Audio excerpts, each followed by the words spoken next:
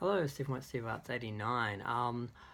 The Thing, there is another remake. Now, that's not a huge surprise. The original film was made in 1951 by Howard Hawks, and then in 82, John Carpenter did a remake, which was amazing, and everyone loves that. Then they did another remake in 2011, and now they're going to do another one in, I guess, 2021.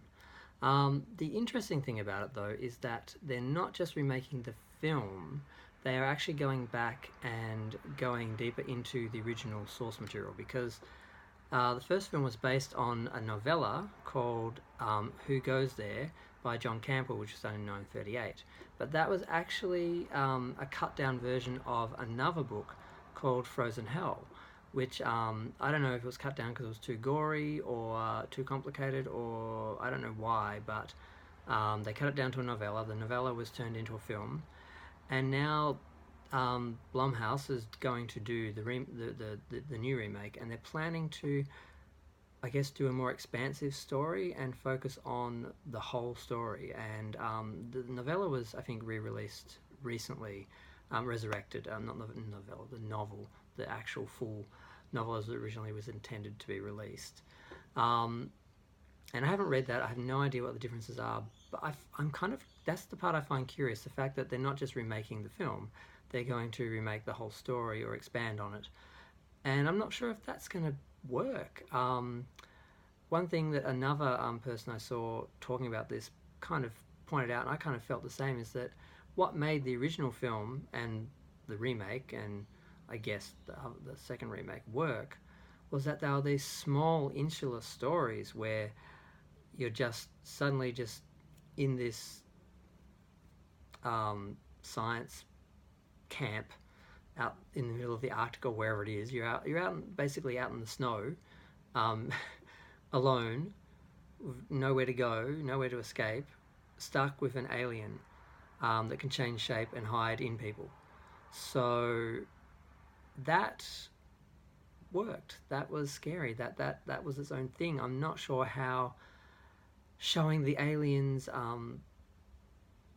life, how it got to the Earth or its journey to the Arctic or whatever, all that sort of backstory, if that's all it is, I'm not sure how much that's going to help. I think that might kind of hurt and make it actually less scary, because if you know too much about it, kind of like the awful, horrific Halloween remake by, I won't even mention his name, where they basically turned a mysterious semi-supernatural character, Michael Myers, into basically a big, dumb, bogan, white trash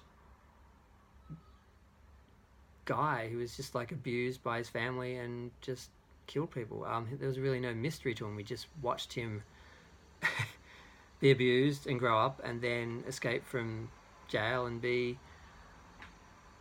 a killer. I mean, it really didn't add anything. It took away from the mystery. It took away from they just took away from the film. And this could be the same, but maybe I don't know actually how much of the story there is extra of. Is it all the background and backstory of the alien? Is it just the stories of the people, so we get to know the people more, so perhaps we're more attached to them, so it actually is more involving?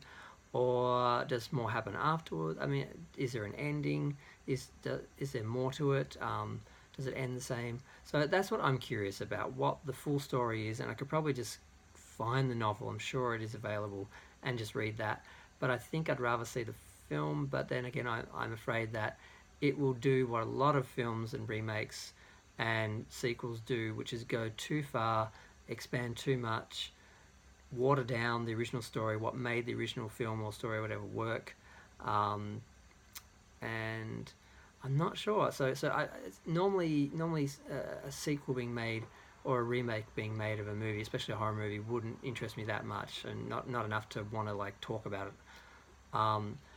But the fact that they're going back to the original source material and there's extra source material that was never explored because it was never available. It's not like they released the novel and it was a flop, and they released the novella and people were aware of both and had access to both. As far as I know, they only had the novella and they didn't have any more. So this will just change how they look at it and what they actually do. So I'm really, really, really curious to see how that goes. And some people are speculating that John Carpenter will be more involved.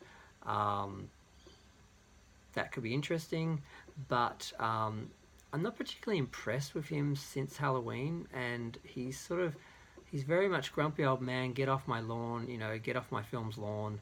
Um, so I don't know how much he would add to the film. I think they should just let someone else do it and he can just be a consultant or something. I don't know if I'd want to see him try and direct the film and try and recreate what he did in the 82 film just with an expanded story. I don't think so. Some people want that because I think they're sort of attached to his legacy and the memory of what he was like in his films as opposed to his current work or recent work.